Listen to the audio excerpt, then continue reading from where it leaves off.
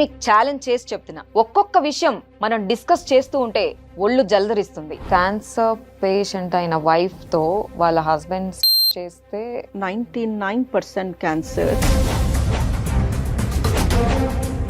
Safety use చేసే వాళ్ళకి కూడా ఛాన్సెస్ ఉంటుందా? HPV virus and cervix cancer. Safety వల్ల ఈ సర్వైకల్ క్యాన్సర్ వస్తుందంటారా? We do see HPV because it is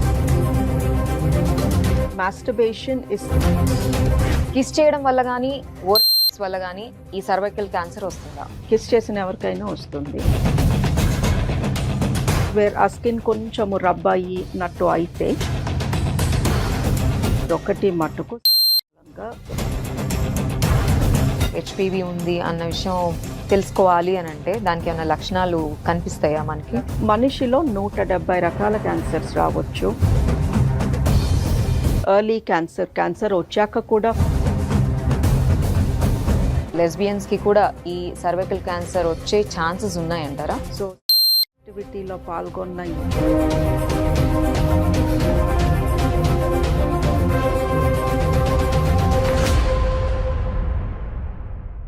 ఇంత భయాన్ని క్రియేట్ చేసిన సర్వైకల్ క్యాన్సర్ గురించి మనతో డిస్కస్ చేయడానికి సాయి డయానా గారు అపోలో హాస్పిటల్స్ నుంచి ఈరోజు మనతో ఉన్నారు.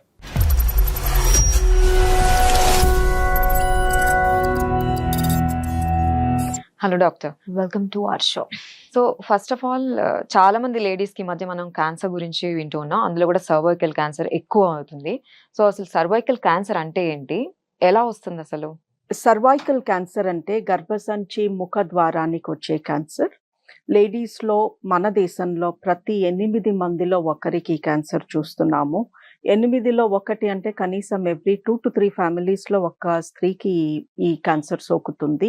గత 50 సంవత్సరాలుగా మన దేశంలో మోస్ట్ కామన్ క్యాన్సర్, లేడీస్కి వచ్చే most common cancer and most common death in women due to cancer is the cervix cancer.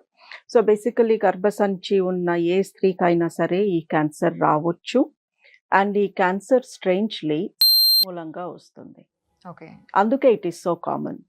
ఇప్పుడు ఎంతో మంది లేడీస్లో ఎన్నో డిఫరెన్సెస్ ఉంటాయి. కొంతమంది పనికి వెళ్తారు, కొంతమంది ఇంట్లో ఉంటారు, హౌస్ వైఫ్స్, పిల్లలు పుట్టని వాళ్ళు, పుట్టిన వాళ్ళు, ఇవన్నీ పక్కన పెడితే మనిషి మోస్ట్ కామన్గా చేసే యాక్టివిటీ ఇస్ తినడం, తాగడం అండ్ ప్రొక్రియేషన్స్ చేయడం. అండ్ ఈ పర్టికులర్ క్యాన్సర్ ఒకటి మట్టుకు మూలంగా వస్తుంది స్త్రీలకు. సో మీరు ప్రొక్రియేషన్ వల్ల వస్తుందని అంటున్నారు కదా, ప్రొక్రియేషన్ లో అంటే 1% తో వస్తుందా, లేకపోతే మల్టిపుల్ రిలేషన్స్ లో ఉండే వాళ్ళకి వస్తుందా అని? వాట్ ఈస్ తేడా లేదు అండి. బేసికలీ ఈ హెచ్పివి అనే వైరస్ స్కిన్ వైరస్ అది. ఓకే, సో మన స్కిన్ పైన పొర కింద ఉంటుంది. సో స్కిన్ లో 3 పొరలు ఉంటాయి. పై పొరకి 2వ పొరకి మధ్యలో ఈ వైరస్ ఉంటుంది. ఈ వైరస్ ఒక మనిషి, మెన్, విమెన్ ఎవరైనా తీసుకోండి, హెడ్ టు టో ఈ వైరస్ మన బాడీలో ఉంటుంది. సో యు మీన్ అసలు విమెన్ బాడీలో ఉంటుందా? మెన్ అందరి స్కిన్ పైన ఈ వైరస్ ఉంటుంది. మనం ఈ వైరస్ ని మైక్రోస్కోప్ కింద చూస్తే 120 టైప్స్ ఉంటాయి ఈ వైరస్ లో. సో ఒక్కొక్క హెచ్పివికి ఒక్కొక్క నంబర్ ఇచ్చారు, 1 నుంచి 120 వరకు. అందులో ఒక 20 టైప్స్ కానీ ఒక ఉమెన్స్ వెజైనాలోకి వెళ్తే డ్యూరింగ్ సెక్స్, లేదా ఎవరి ఫింగర్స్ అయినా తన వెజైనాలోకి వెళ్ళినాయి అనుకోండి, or tongue or mouth, anywhere ఆ స్కిన్ కొంచెము రబ్ అయ్యినట్టు అయితే వేరే మనుషుల స్కిన్ పైన ఉన్న హెచ్పివి తన వెజైనాలోకి వెళ్తుంది. వెజైనాలో ఆ ఎంట్రన్స్ ఏరియాలోకి వెళ్తే చాలు, ఈ వైరస్ లోపల దాకా వెళ్ళిపోయి గర్భసంచి ముఖ ద్వారం అక్కడ ఉంటుంది పైన, వెజైనా పైన. సో అదొక మంచి ఎన్వైర్న్మెంట్. ఈ స్కిన్ పైన ఉన్న వైరస్ కి కొత్త స్కిన్ దొరికింది, వెచ్చగా ఉంది, తడిగా ఉంది, వెళ్ళి అక్కడ కూర్చుండిపోతుంది. సో వేరే వాళ్ళ స్కిన్ మన స్కిన్ ని లోపల ఆ పార్ట్ లో తాకి రబ్ అయినప్పుడు వైరస్ ట్రాన్స్మిట్ అవుతుంది. ట్రాన్స్మిట్ అయినంత మాత్రాన అది వెంటనే ఏదో చేసేస్తుంది అని కాదు. సో సెక్షువల్ యాక్టివిటీలో పాల్గొన్న ఏ స్త్రీకైనా తన వెజైనల్ ఏరియాలో చాలా మటుకు హెచ్పివీస్ ఉంటాయి. బట్ ఈ హెచ్పివీస్ అలా లైఫ్ లాంగ్ ఉండిపోతూ ఉంటాయి. అప్పుడప్పుడు వాటికి కొంచెం ఏదన్నా చేయాలి అనిపిస్తుంది, నంబర్స్ పెరిగిపోతాయి. అండ్ అది ఇన్ఫెక్షన్ కింద కానీ మారితే అది ఫ్యూచర్లో క్యాన్సర్ అవుతుంది. ఇప్పుడు మీరు హెచ్పివి అన్నారు కదా, ఏంటి హెచ్పివి అంటే? It is a virus, human papilloma virus, అంటే మనుషులకు వచ్చే స్కిన్ వైరస్. సో మరి మీరేమో సెక్స్ చేసిన ప్రతి అమ్మాయికి వస్తుంది, అది every human being men or women ఉంటుంది అని అంటున్నారు కదా, మరి దాన్ని ఎలా కంట్రోల్ చేయడం? లుక్ అండి, ఈ 120 టైప్స్ లో ఎన్నో రకాలు మన బాడీలో ఉంటాయి. Most of them are innocent, ఏమీ చెయ్యవు. బట్ ఈ 20 హై రిస్క్ టైప్స్ లో మట్టుకు ఏదన్నా మన బాడీలోకి వెళ్ళినప్పుడు అది హెచ్పివి ఇన్ఫెక్షన్, అండ్ ఆ ఇన్ఫెక్షన్ క్యాన్సర్ కింద మారొచ్చు. సో ఈ హై రిస్క్ టైప్స్ కి ఇప్పుడు వ్యాక్సిన్ వచ్చింది. సో ఎవరైనా సెక్షువల్ యాక్టివిటీలో పాల్గొనే ముందే, లైక్ స్కూల్ ఏజ్ లో ఉన్నప్పుడే ఈ వ్యాక్సిన్ ఇప్పించమంటున్నాము. దీన్నే ఇప్పుడు క్యాన్సర్ వ్యాక్సిన్ గా గవర్నమెంట్ ప్రమోట్ చేస్తుంది. సో ఈ వ్యాక్సిన్ కానీ మనం పిల్లలకి సెక్షువల్ యాక్టివిటీ స్టార్ట్ చేయక ముందే కానీ ఇచ్చేస్తే, when they become sexually active, ఈ హై రిస్క్ వైరస్ వాళ్ళ బాడీలోకి వెళ్ళినప్పుడు అది ఇన్ఫెక్షన్ కింద మారకుండా ఉంటుంది. ఓకే డాక్టర్, ఇప్పుడు మీరు పిల్లలు అంటే వ్యాక్సిన్ ఇవ్వచ్చు అని చెప్పారు, బట్ ఆల్రెడీ సెక్షువల్ యాక్టివిటీలో ఉండే విమెన్ అంటే మెచ్యూర్డ్ విమెన్ అనుకోండి, సో వాళ్ళకి ఏం చేయాలి? వాళ్ళకి ఏమన్నా వ్యాక్సిన్స్ ఉన్నాయా? లుక్ అండి, ఆల్రెడీ సెక్షువల్లీ యాక్టివ్ ఉన్న లేడీస్ కి వ్యాక్సిన్ పని చేయకపోవచ్చు. బికాస్ ఇట్ ఈస్ డిఫికల్ట్, కష్టము. వీళ్ళకి ఎన్ని హెచ్పివిలు ఉన్నాయి, హై రిస్క్ ఉన్నాయా, లో రిస్క్ ఉన్నాయా, ఇది కనుక్కోవడం అంత ఈజీ కాదు. So already sexually active ladies కి there is a fantastic test, 2 beautiful tests ఉన్నాయి.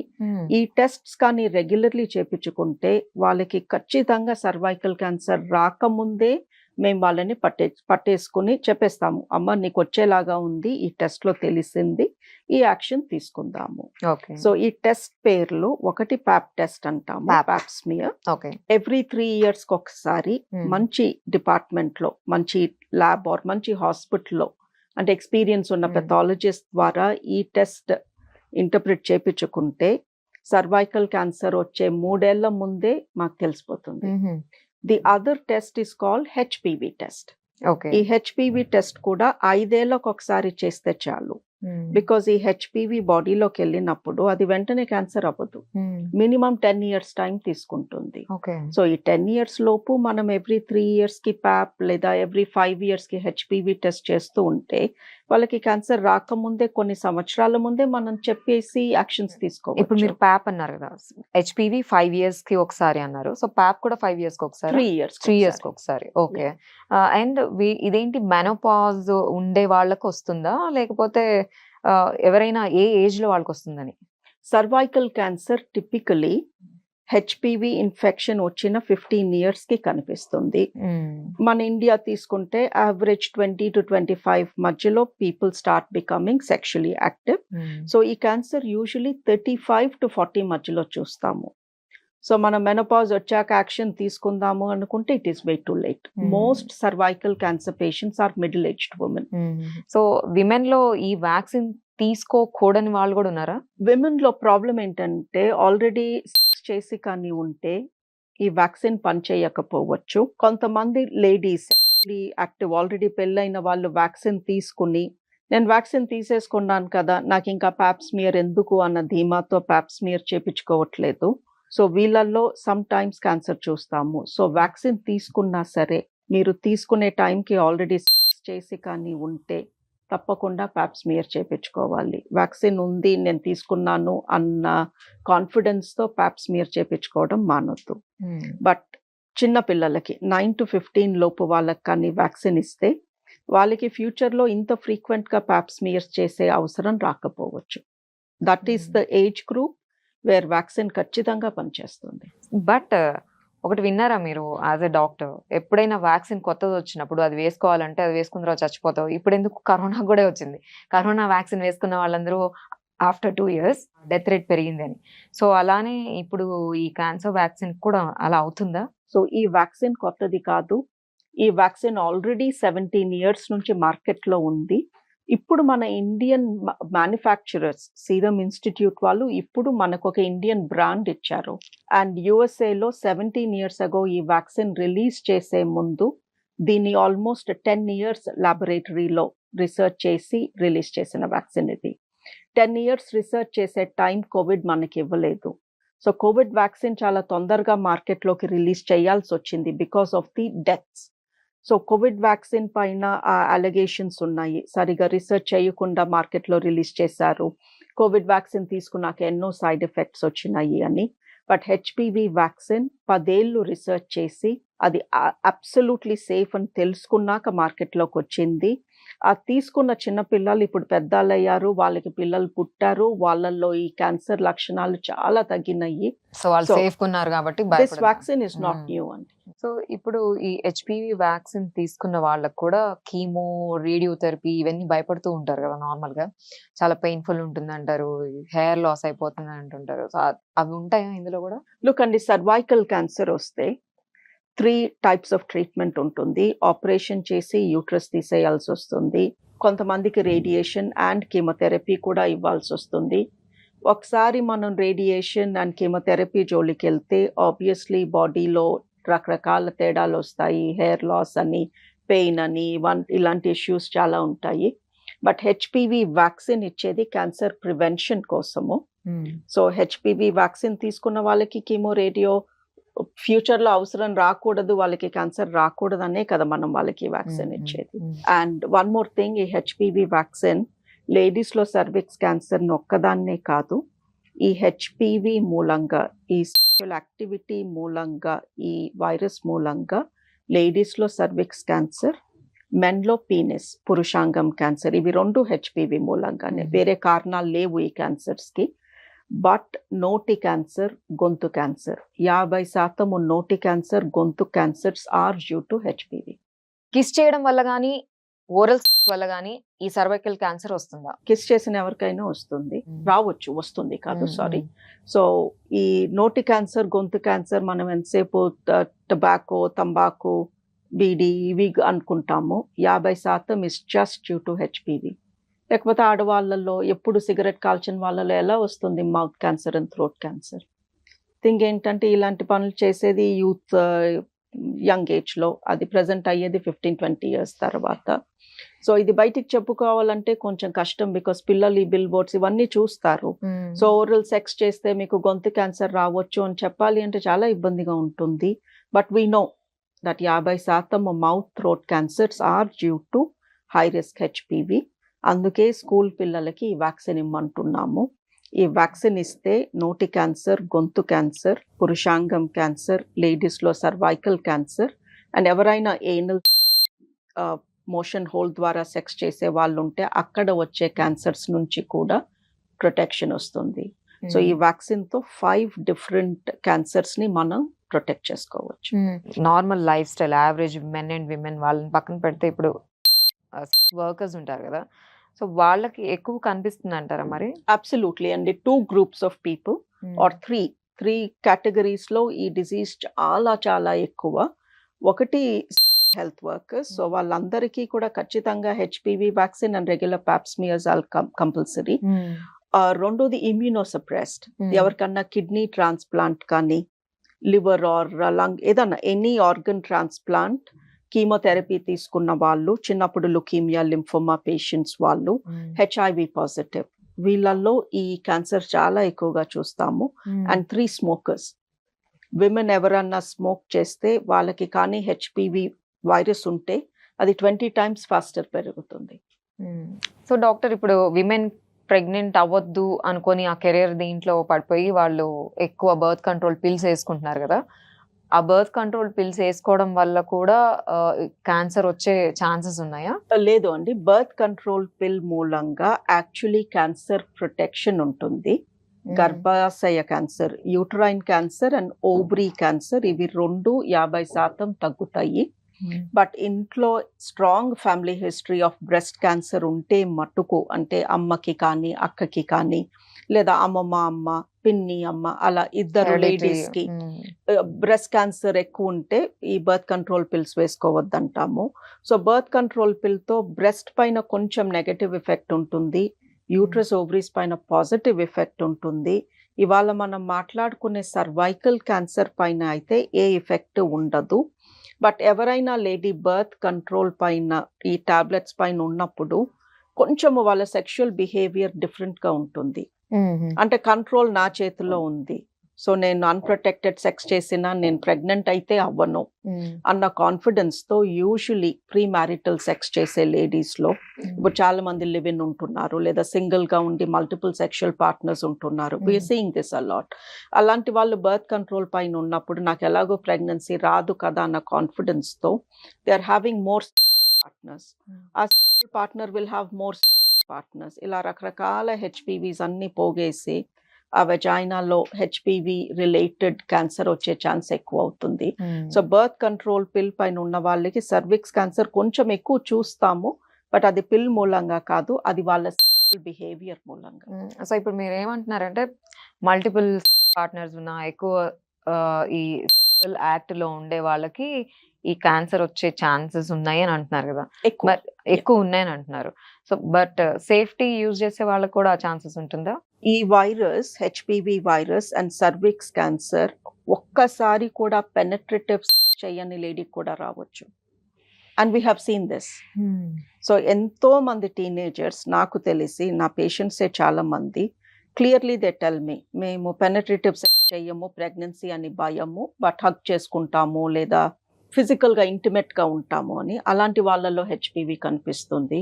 సో ఈ వైరస్ సెక్స్ పెనట్రేటివ్ చేస్తేనే వస్తుంది, కాండోమ్ ఆర్ సేఫ్టీ వాడితే అది రాకుండా అడ్డుపడుతుంది కాదు, skin to skin contact.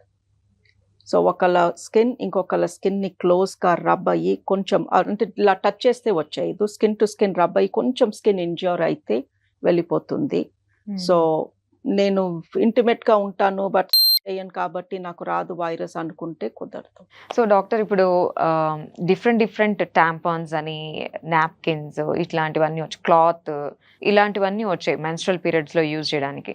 So వీటి వల్ల కూడా క్యాన్సర్ వచ్చే ఛాన్సెస్ ఎక్కువ ఉన్నాయా? అసలు ఏది యూజ్ చేయాలి? ఏది యూజ్ చేయాలి అనేది ఆ పర్సన్ కంఫర్ట్ ని బట్టి అండి. శానిటరీ టవల్స్ ఈ మధ్యన హెవీలీ బ్లీచ్డ్ వస్తున్నాయి, దాని మూలంగా స్కిన్ ర్యాషెస్ అవి ఎక్కువ చూస్తున్నాము. We prefer a menstrual cup. And ఈ హెచ్పివి అంటటానికి ఒక స్కిన్ నుంచి ఇంకొక స్కిన్కే, అది ఆబ్జెక్ట్స్ పైన బతికి ఉండదు. సో మెన్స్ట్రల్ కప్ వాడితే వైరస్ లోపలికి వెళ్ళిపోతుందేమో అన్న భయం కొంతమంది ఎక్స్ప్రెస్ చేస్తున్నారు. ఈ వైరస్ అలా ప్లాస్టిక్ పైన, క్లాత్ పైన, టవల్ పైన ఉండలేదు, అది బతకలేదు అలా, దానికి ఇంకొక స్కిన్ ఉంటేనే బతుకుతుంది. So hygiene wise, menstrual hygiene wise women ఏది వాళ్ళకి సూట్ అయితే అది యూజ్ చేయొచ్చు. మ్యారీడ్ లేడీస్ అయితే స్ట్రాంగ్ గా మెన్స్ట్రల్ కప్ వైపే వెళ్ళమంటున్నాము. ఓకే, మరి ఎస్టిడి ఉంది కదా, సెక్షువల్ ట్రాన్స్మిటెడ్ డిసీజెస్ అని, క్యాన్సర్ కి దీనికి ఏమన్నా క్లోజ్ రిలేషన్షిప్ ఏమైనా ఉందంటారా? ఎస్టిడి వచ్చిన లేడీకి హెచ్పివి కూడా అంటే ఛాన్సెస్ చాలా ఎక్కువ. బికాస్ హెచ్పివి కన్నా స్ట్రాంగ్ గా ఉంటాయి ఈ హెర్పీస్ వైరస్లు కానీ, ఆర్ గొనోరియా, సిఫిలిస్, క్లమీడియా ఇలాంటి infections are even more strong. So ఎవరితో అన్నా మీకు ఎస్టిడి వచ్చింది అంటే ఆ పర్సన్ ద్వారా మీకు హెచ్పివి, హై రిస్క్ హెచ్పివి వచ్చే ఛాన్సెస్ కూడా చాలా ఎక్కువ. అండ్ ఎస్టిడీస్ ఉన్న లేడీస్కి వెజైనాలో ఇమ్యూనిటీ తక్కువ ఉంటుంది, ఇన్ఫెక్షన్ మూలంగా వాళ్ళకి అన్ని రకాల ఇన్ఫెక్షన్స్ వచ్చే ఛాన్సెస్ ఎక్కువ. ఇప్పుడు 100 మందికి హెచ్పివి ఇన్ఫెక్షన్ ఉంటే అందులో 2కో 3కోనే క్యాన్సర్ వస్తుంది, మిగతా వాళ్ళకి ఎందుకు రావట్లేదు? ద తేడా ఈస్ ఇన్ఫెక్షన్లో కాదు, అందరికీ అదే హెచ్పివి ఉన్నా కొంతమందికే క్యాన్సర్ వస్తుంది అంటే ఆ వచ్చిన వాళ్ళలో ఇమ్యూనిటీ తక్కువ ఉంది. సో ఆబ్వియస్లీ వేరే రకాల ఇన్ఫెక్షన్స్ మనం గ్యాదర్ చేసినప్పుడు మన వెజైనల్ హెల్త్ పోతుంది, దాని మూలంగా హెచ్పివి యాక్టివేట్ అవుతుంది. సో ఆల్వేస్ ఎంత ప్లెజర్ కోసం చేసినా కొంచెం కాషన్ ఉండాలి. మనం చేస్తున్న దాని మూలంగా ఇన్ఫెక్షన్స్ వచ్చే ఛాన్స్ ఉందా, ఆ ఇన్ఫెక్షన్స్ మూలంగా ఫ్యూచర్లో క్యాన్సర్ వచ్చే ఛాన్స్ పెరుగుతుంది. మరి క్యాన్సర్ పేషెంట్ అయిన వైఫ్తో వాళ్ళ హస్బెండ్ చేస్తే ఆయనకి సేఫేనా మరి? Look and it depends on what cancer. 99% cancers ఇలా మూలంగా స్ప్రెడ్ కావు. అండ్ ఈ లేడీకి ఇప్పుడు సర్వైకల్ క్యాన్సర్ వచ్చింది అనుకోండి, ట్రీట్మెంట్ యూట్రస్ తీసేసాము, ఆవిడ ట్రీట్మెంట్ అయిపోయింది. సో ఇప్పుడు ఇఫ్ షీ ఈస్ యాక్టివ్, ఆమె పార్ట్నర్ కి ఇప్పుడు కొత్తగా హెచ్పివి వెళ్ళింది ఏమీ ఉండదు, because her husband must have been in a physical relationship with her for a long time. So ఈవిడకున్న హెచ్పివి ఆయనకి ఎప్పుడో అంటేసి ఉంటుంది. బట్ ద థింగ్ ఇస్, లేడీస్కి సర్విక్స్ క్యాన్సర్ కాజ్ చేసే హెచ్పివి యూజువలీ మెన్కి ప్రాబ్లం కాజ్ చేయొద్దు. మెన్కి ప్రాబ్లం కాజ్ చేసే హెచ్పివి యూజువలీ లేడీస్లో సర్వైకల్ క్యాన్సర్ రాదు. సో సర్వైకల్ క్యాన్సర్ వచ్చిన ladies if they want to be sexually active, long term partner అయితే we say go ahead because already HPV ఇద్దరి మధ్యలో ట్రాన్స్మిట్ అయిపోయి ఉంటుంది. కొత్త పార్ట్నర్స్ తో అయితే ఆబ్వియస్లీ వి సే చెప్పి చెయ్యండి ఆర్ ఆ పార్ట్నర్ కి వ్యాక్సిన్ ఇచ్చి చెయ్యండి. సో డాక్టర్, ఇప్పుడు కొత్త ఇవి కూడా మనం వింటూ ఉన్నాం కదా సొసైటీలో, LGBTQ ఇట్లా ఉన్నారు. సో వాళ్ళకు కూడా సర్వైకల్ క్యాన్సర్ వచ్చే ఛాన్సెస్ ఉన్నాయా? ఐ మీన్ గే కానివ్వండి, లెస్బియన్స్ కానివ్వండి, అండ్ మాస్టర్బేట్ చేసుకునే విమెన్ ఉంటారు. సో వాళ్ళకు కూడా వస్తుందా? లుక్ అండి, మాస్టర్బేషన్ ఇస్ సింగిల్ పర్సన్, ఇంకొక పర్సన్ స్కిన్ తో ఇన్వాల్వ్మెంట్ లేదు. సో మాస్టర్బేట్ చేసుకుంటే హెచ్పివి ట్రాన్స్మిట్ కాదు. ఓకే. గేస్ లో, లెస్బియన్స్ లో we do see HPV because it is skin to skin. So point ఇక్కడ అవతల పర్సన్ మేలా ఫీమేలా కాదు, ఇట్ ఈస్ వాళ్ళ స్కిన్ మన స్కిన్ ని రబ్ అయ్యి టచ్ అవుతూ ఫ్రిక్షన్ కాజ్ చేసిందా లేదా. మీకు వస్తుంటారా అలాంటి పేషెంట్స్? వస్తారండి. ఇప్పుడు మెన్ లో anal cancer is gay men లో, నాట్ మెన్ లో గే మెన్ లో anal cancer is extremely common. ఎందుకు అంటే because of HPV in the anal canal. ఇది లాంగ్ టర్మ్ తెలిసిన విషయం. దట్ గే మెన్ లో మేము ముందే ప్రివెంటేటివ్ గా చెప్తాము, మీరు గే కపుల్ కాబట్టి మీకు ఏనల్ క్యాన్సర్ వచ్చే ఛాన్స్ ఎక్కువ డ్యూ టు హెచ్పివి. అలాగే లెస్బియన్స్ లో కూడా we do see cervical cancer because HPV ఒకసారి బాడీలోకి వెళ్తే అది ఎవరి నుంచి వచ్చింది పాయింట్ కాదు కదా, బాడీలోకి వెళ్ళిందా లేదా ఇస్ ద పాయింట్. సో ఈ ప్రోగ్రామ్ ద్వారా, ఈ ప్రోగ్రామ్ చూసే వాళ్ళందరికీ మీరు ఇచ్చే మెసేజ్ ఏంటి? What you want to say? Look అండి, నాకు క్యాన్సర్ అంటే భయము, క్యాన్సర్ అంటే వణుకొస్తుంది, ఆ పదం వింటేనే స్విచ్ ఆఫ్ చేయాలనిపిస్తుంది, ఇలాంటి డైలాగులు రోజు వింటాము. ఏంటో క్యాన్సర్ ఎక్కువైపోతుంది, ఇలా నెగటివ్ థింకింగ్. సరే క్యాన్సర్లు ఎక్కువ అవుతున్నాయి, నేనేం చేయగలను? నన్ను, నా ఇంట్లో వాళ్ళని ప్రొటెక్ట్ చేసుకోవడానికి, ఈ క్యాన్సర్ బారిన పడకుండా ఉండటానికి నేనేమైనా చేయగలనా? ఎస్, మీ పిల్లలకి క్యాన్సర్ వ్యాక్సిన్ ఇప్పించండి. 9 to 15 లోపు ఉన్న పిల్లలకి ఇప్పించేస్తే చాలా బాగా పనిచేస్తుంది. 2 పాప్స్మియర్ చేపించుకున్నారా లేదా? ఈ హెచ్పివి టెస్ట్ 3 ఏళ్లకు ఒకసారి చేపించుకోమంటున్నాము, చేపించుకున్నారా లేదా? చేపించుకోకపోతే చేపించుకోండి. ఈ 2 చేస్తే ఒక major cancer, most common cancer ని మీరు ప్రివెంట్ చేసిన వాళ్ళు అవుతారు కదా. That is what I want to tell people. That ఎంతసేపు నాకు భయము, నాకు ఇది, నాకు అది అని చెప్పే బదులు మీరు చేయాల్సిన బేసిక్స్ మీరు చేశారా లేదా? సో బేసిక్స్ చేస్తే అది స్ప్రెడ్ అవ్వకుండా మనం కంట్రోల్ చేయొచ్చు. అసలు రాకుండానే యాక్షన్ తీసుకోవచ్చు కదా. కొన్ని మన చేతుల్లో లేవు, మన చేతుల్లో ఉన్నాయి, మనం చేస్తున్నామా? ప్రతిరోజు క్లినిక్ లో వచ్చిన ప్రతి లేడీకి చెప్తామండి, మీ పాప్స్మియర్ ఎప్పుడు చేయలేదు, చేపించుకోండి. లేదా చేసి చాలా రోజులైంది, చేపించుకోండి. ఈసారి చూద్దాంలే, అదేదో చీరల కొట్టుకెళ్ళి నేనేదో అమ్ముతున్నట్టు అలాంటి యాటిట్యూడ్ చూపిస్తే అనిపిస్తుంది వీళ్ళకి ఎందుకు అర్థం కాదు, ఇంత సింపుల్ కాన్సెప్ట్ ఎందుకు అర్థం కావట్లేదు. నేను బానే ఉన్నానుగా ఈసారి అంటే, బాగున్నప్పుడే వచ్చి లక్షలు గుమ్మరిచ్చి అప్పుడు మా దగ్గర ట్రీట్మెంట్ తీసుకునే బదులు బాగున్నప్పుడే ఫ్యూచర్ లో కూడా బాగుండటానికి యాక్షన్ తీసుకోవచ్చు కదా.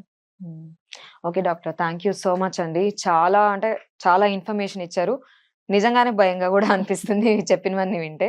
But thanks a lot for sharing your experience and knowledge with us. Thank you so much. Thank you అండి. భయపెట్టాను, బట్ దానికి యాక్షన్ స్టెప్స్ కూడా చెప్పాను కదా. భయపెట్టి వదిలిపెట్టలేదు, భయపెట్టి దానికి ఇవి చేస్తే ఈ భయం ఉండదు మీకు అని చెప్పాను కాబట్టి I don't feel so bad. Thank you.